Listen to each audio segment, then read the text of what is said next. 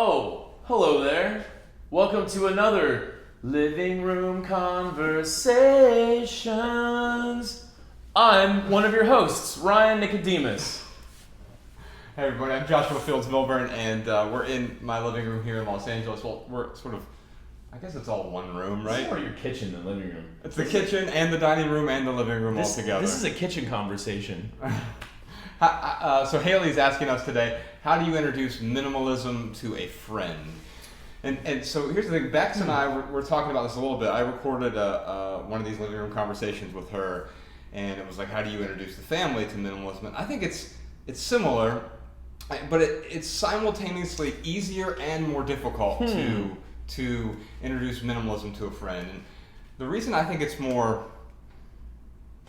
it's easier is because you don't have to live with them every day, right? And so you're not confronted with all of their stuff all the time. They're your friend. You get to go home and you don't have to deal with their stuff. It's more difficult in a way because you're not with them all the time, and so you can't always show them the benefits of minimalism. I think the worst thing to do is to say, hey, you're my friend and you should be a minimalist. Probably. It's funny, I'm trying to think one time where I have sat someone aside and tried to introduce minimalism to them. Like, I've never done that, ever. People will ask me, right, hey, what is this minimalist thing? Uh-huh. Or, they'll ask me about the website, or, maybe they notice that I, don't have as much as something else, whatever. And minimalism might come up. Right. But I've never thought to myself, like, oh, you know what? I have this friend, Bob, and I got to find a way to tell Bob about minimalism.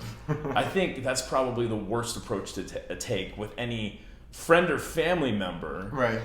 Because if minimalism isn't something that they're interested in, you're right. Going to them and saying, hey, Josh, have you heard about minimalism? Here, read this book. Right. Watch this documentary. Right. It presupposes that they should do something. And right. Or it presupposes that maybe minimalism is going to make you a better person. I think you can be a minimalist and still be an awful person. You can be a peak consumer and still be an inherently good person, right? Minimalism is going to make you a better person.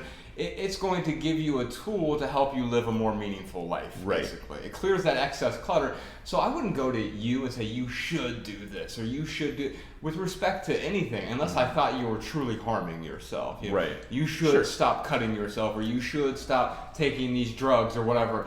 There would be some things that we could talk about. Minimalism isn't one of those things. And it sounds to me like what you're saying here is you've never gone to someone and say, Bob, you must be a minimalist. Right.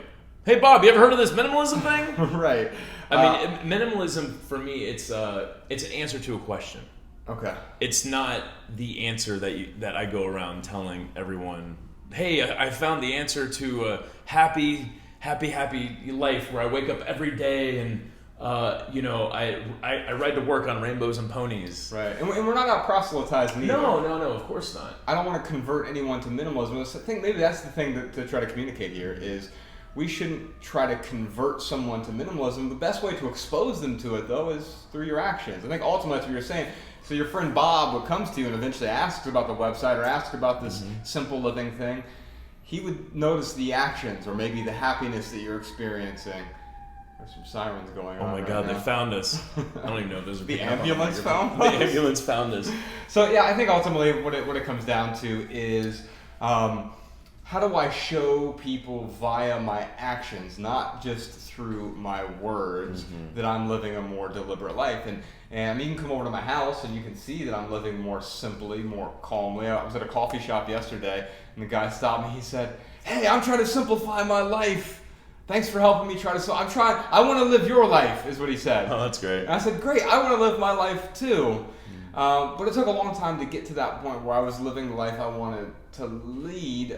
But at age 36 now, the life that I'm living right now is probably not going to be the life I want to live at age 46 or 56. And so it also changes over time as well. Yeah, absolutely. So, Haley, to answer your question, let me put myself in Haley's shoes. If someone was interested in minimalism, that's step number one. So, how do you introduce minimalism to someone? First, make sure that they're interested in minimalism. Once someone is interested in minimalism, it really depends on the type of person. I could show them a TEDx talk that Josh and I did. That's about 15 minutes long. I could certainly recommend some really awesome books for them to read, not just Josh's and my books, but there are plenty of other minimalists out there that, in fact, someone like Joshua Becker, I might recommend his book over ours because he's got a family. Right. And maybe I want to introduce someone to minimalism who's interested in it and they have a family. But if they don't like to read, certainly the documentaries out there, Minimalism, a documentary about the important things. So I think for me, I would be focused on two things. Is first off, making sure that they're interested in minimalism, and then the second part is really looking at how that person likes to take in information and recommend information for them that I know that they're going to be able to take in, they're going to remember, they're going to get a lot of value out of. I think ultimately it comes down to what are the benefits for that person, right?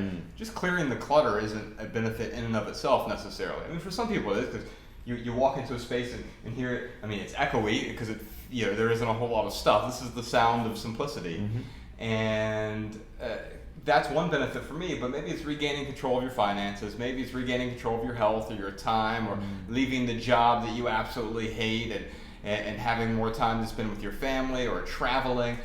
And ultimately, what are the benefits for your friend? Because they may not be the same as the benefits for you, Haley. And so I think about that. How can your friend benefit from simplifying their life? And I think the last thing I'd say is you don't have to use the word minimalism, right? I think that can be helpful for some people because they need that startling reminder.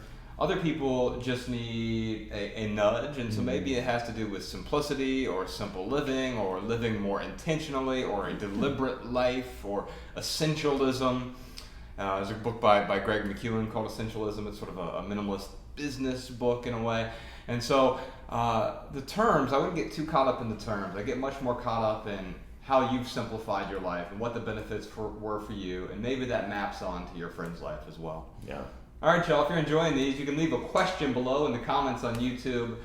And, we're answering more questions. So throughout this month, if you want to subscribe to the YouTube channel, not even just this month, but in the future, we'll be answering more questions on YouTube. You can subscribe. We'll see you next time. See you next time. This has been another episode of Living Room Conversations. Oh my God, I'm being eaten by a hand!